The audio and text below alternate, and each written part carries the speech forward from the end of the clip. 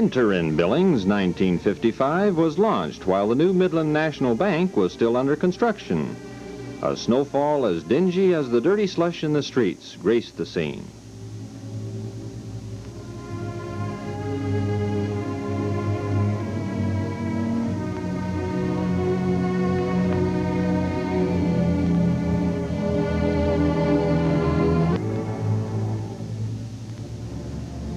The early storms of the year yielded little snow and much biting wind and cold.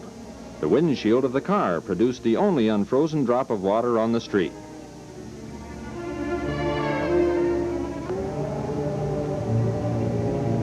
Old Glory at the county courthouse was waving in a stinging sleet.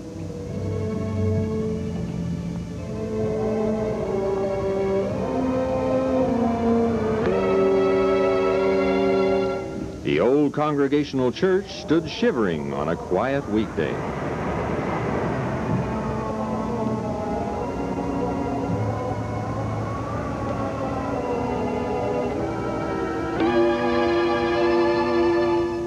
The windshield wiper labored steadily to unveil a cold and bleak view of First Avenue.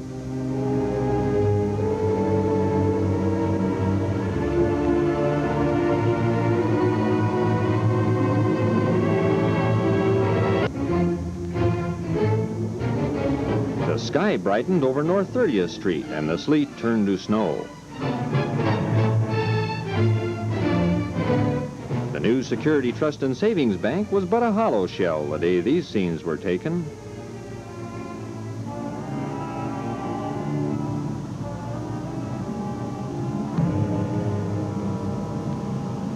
The car at the intersection spun its wheels to get underway. This was prime fender denning weather.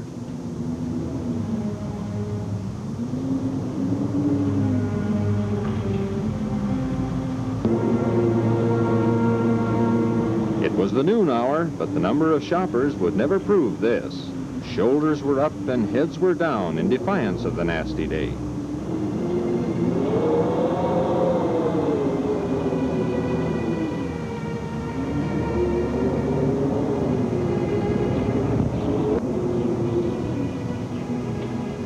The wind that propelled the snow along was like an icy slap in the face.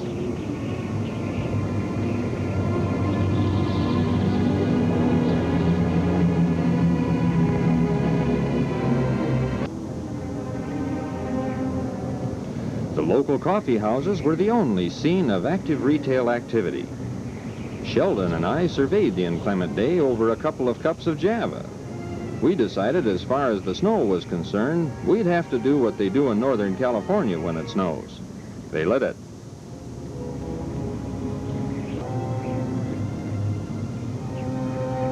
We both agreed this would probably be about all the snow we could expect.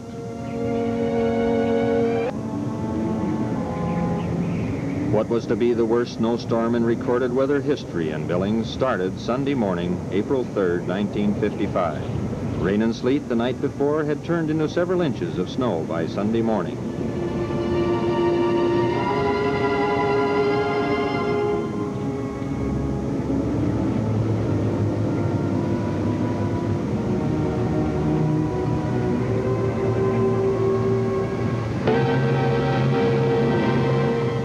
Just another wet spring snowfall, we rationalized. It would probably melt away in a few days.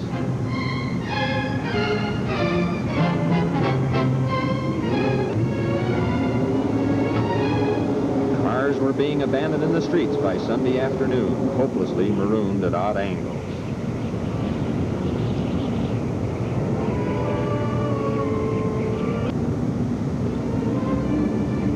A few optimists, like myself, even cleared their walks, expecting the snowfall to end.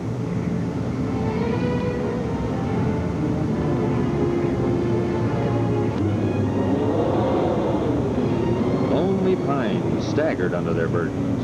A harsh wind steadily drove the snow to the ground in ever-mounting drifts. The main boulevard was practically deserted.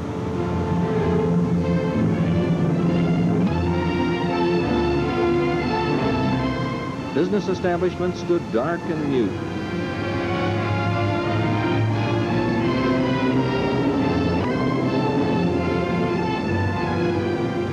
car stood on the courthouse as a grim reminder to the motorists who dared to invade the slippery streets.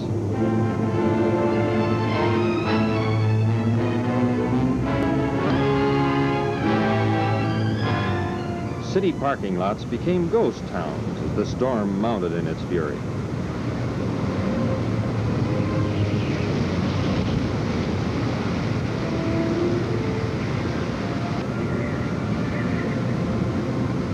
City buses, taxis, and a handful of car owners struggled to keep operating.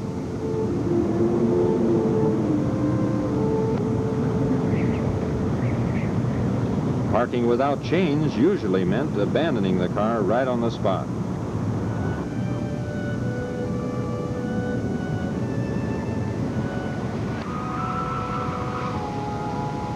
City buses were giving service to restricted areas only.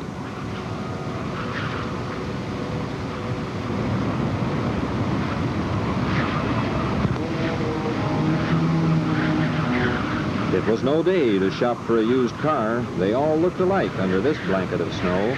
The best transportation was a pair of hobnail hip boots.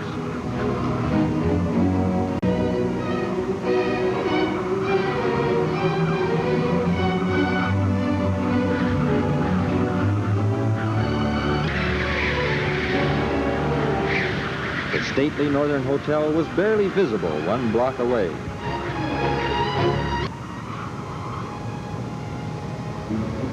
The storm had new impetus by Monday morning, bringing traffic to a virtual standstill and wrecking retail business.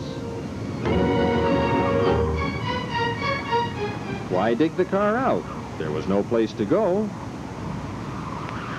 Local residents stayed home and sent the telephone company into a turmoil by overloading its lines with calls to friends to pass the time of day and discuss the storm.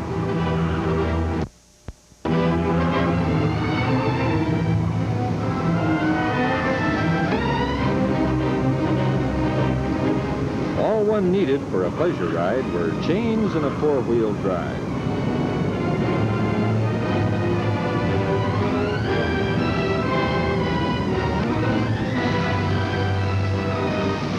There seemed no end to it. The walk shovelers walked out.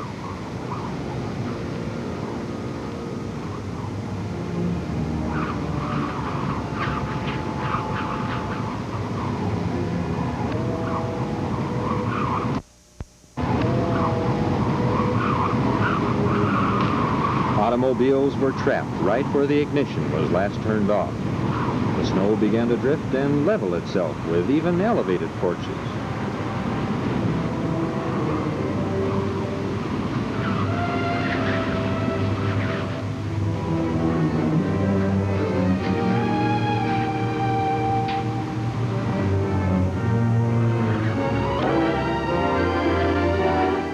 Pedestrians used what few tracks there still were in the streets.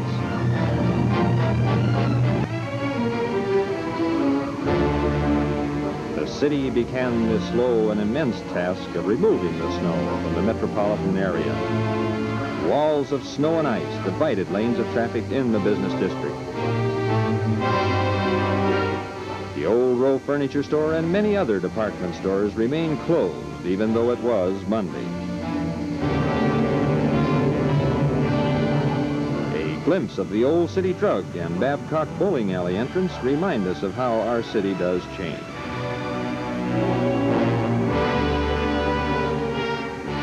Several company rooftops collapsed under the weight of a surprise storm.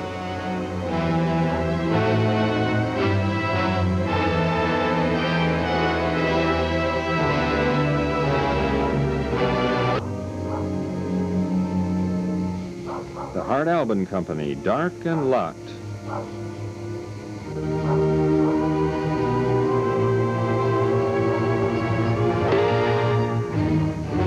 The movie houses afforded refuge. Payless Drug had not yet become Skaggs.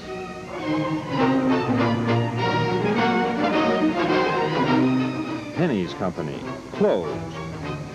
Closed due to blizzard conditions.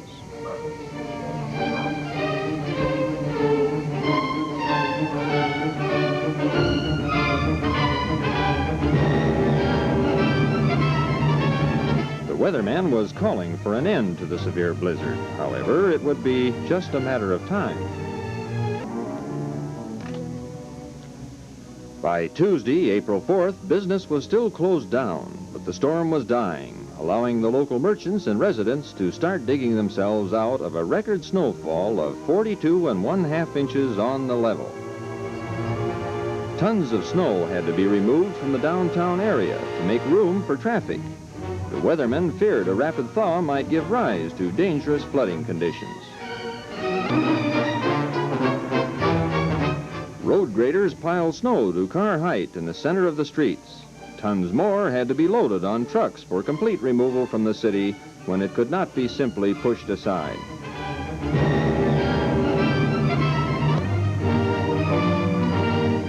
City parking lots would be useless for days.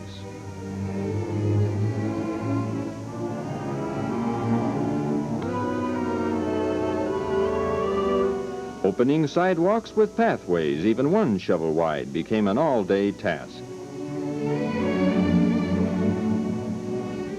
The snow condensed as it thawed into a heavy, wet-packed mass over 2 feet thick.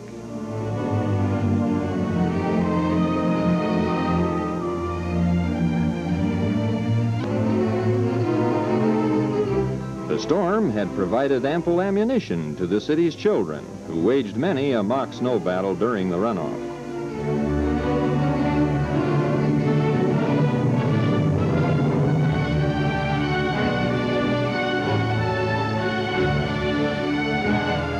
Fortunately, the ground had thawed enough to absorb a good share of the runoff, thus preventing local flooding. This represented my own private endeavor, about 8 hours worth of shoveling trying to get a chainless car out of a snow-clogged driveway.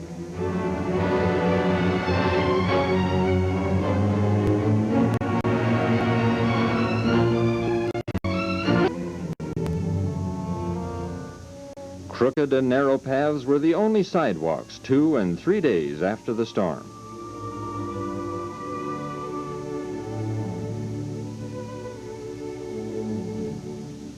There was beauty and an air of majesty in the designs drawn by the storm. There was work in it, too, a lot of work. The slow and costly removal of the snow continued for more than a week.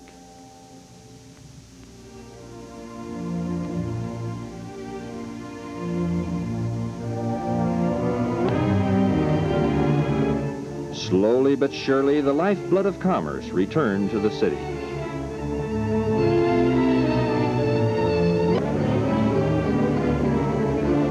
Montana U.S. Highway 10 was open to all traffic by April 5th. It had been a $1 million fall of moisture to the local farmer.